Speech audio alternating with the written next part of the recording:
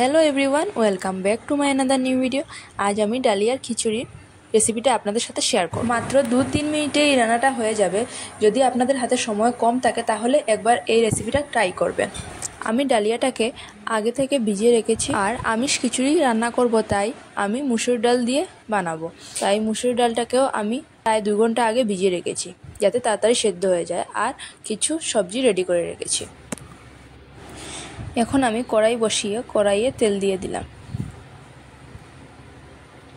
তেল গরম হয়ে এসেছে। এখন আমি কেটে রাখা কিছু পেঁয়াজ আর 2টি কাঁচা লঙ্কা দিয়ে দিলাম। আমি পেঁয়াজটাকে কিছুক্ষণ নেড়েচেড়ে যখন ভাজা ভাজা হয়ে যাবে, তখন তার মধ্যে অ্যাড করব কিছু সবজি। আমি গাজর আর মোচা দিয়েছি, আপনারা চাইলে অন্যান্য সবজিও দিতে পারেন। আমি এই 2 ধরনের সবজি দিয়েছি।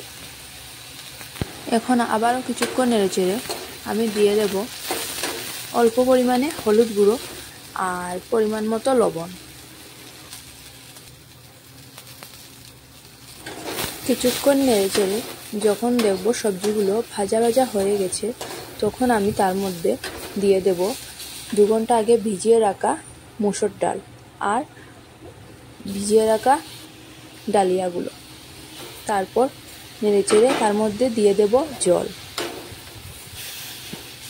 ডাল আর ডালিয়াগুলোকে যদি আগে থেকে ভিজিয়ে রাখা হয় তাহলে তাড়াতাড়ি সেদ্ধ হয়ে যাবে, তাই আমি সেগুলোকে আগে থেকেই ভিজিয়ে রেখেছি।